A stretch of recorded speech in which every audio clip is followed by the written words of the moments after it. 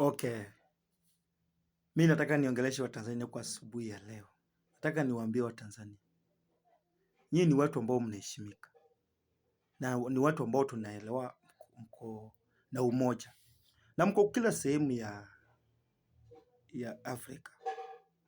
Kuliko mnasikia matamshi ya rais wenyu akiongea kuhusu nchi zingine, ati kuja kuingia kwa nchi yao. Hiyo ni mbaya. Na Watanzania wake kila sehemu, hata Kenya wako wengi wanafanya biashara, na kuna ambao rais wetu, rais wa Kenya hajai sema anataka kutoa Watanzania ama nini, ama wasiingie kwa nchi nyingine. Sasa mnasikia matamshi kama hiyo rais wenu. Nyinyi Watanzania inafaa mshikane, mkuwe kitu kimoja, mkuwe na amani, mkuwe na ushindi wa kujishindia vitu zenyu. Mkiona hapa hapaendi vizuri, mnajishindia, kuliko rais anakuja kusema ilikuwa ikakuwa. Hiyo naye haiwezekani.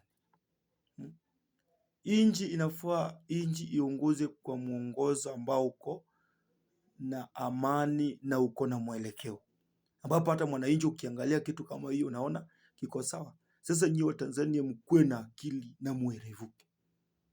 Wakati ambapo mambo yanaenda, rais amesema, rais anashika watu akiweka ndani. Kwani nyinyi hamuna umoja ambao mnaweza jitoa mpiganie uhuru wenu, mpiganie nchi yenu? Muone hii kitu ni mbaya, hii ni mzuri, hii kitu ni mbaya, hii ni mzuri. Rais amesema hivi ama wanataka hivi.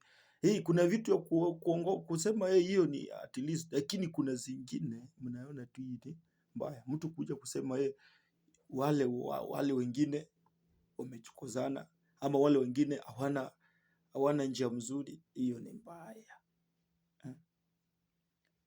East Africa ama Afrika mzima tunaishi kama mandugu. Tunaishi kama mandugu na tumeishi kama mandugu. Sasa nyinyi Watanzania mkuwe watu wa kuerevuka. Mkiona kitu kimekuwa mbaya, Tundu Lissu ameshikwa, mmenyamaza. Kwani nyinyi ni watu wa aina gani? Sikuwe Tundu Lissu angekuwa Kenya hapa alafu ashikwe kizembezembe hivyo, oneche kingefanyika? Ama angekuwa kwa nchi nyingine ashike kizembezembe hivyo, oneche kingefanyika? Nyinyi mkiogopeshwa tu na tia gasi kidogo, mmeanda mmelala. Mnakuwa nyinyi wachapakazi tu, nyinyi wachapakazi. Nchi inaharibika, nyinyi wachapakazi. Nchi inaharibika, nyinyi wachapakazi. Hakuna kitu kama hiyo. Tokeni muangaze, nuru yenu sasa ndio imetokea. Mtu asikuje kuwafijilia, mtafijiliwa mpaka lini? Nyinyi wa Tanzania muerevuke. Kuanzia leo nawaambia muerevuke. Tanzania muerevuke. Mambo kama hii yenye huyu rais wetu anafanya kwa saa hii, ameshika kiongozi wenu, ameshika kiongozi wa nchi mwenye yule ambao unapingana naye, bado mmenyamaza. Sasa siku yenye atawashika nyinyi, akiwafinyilia chini mtasema nini? Kama kiongozi wenu ndiye anashikwa na anafinyiliwa na nyinyi mmenyamaza. Nyinyi ni wajinga tu. Hakuna uwerevu ambao uko nao. Tokeni muangaze, kwa kuwa saa hii ndio mnaweza fanya kitu ambacho kinaweza mtu wenyu asifinyiliwe na mnanyamaza.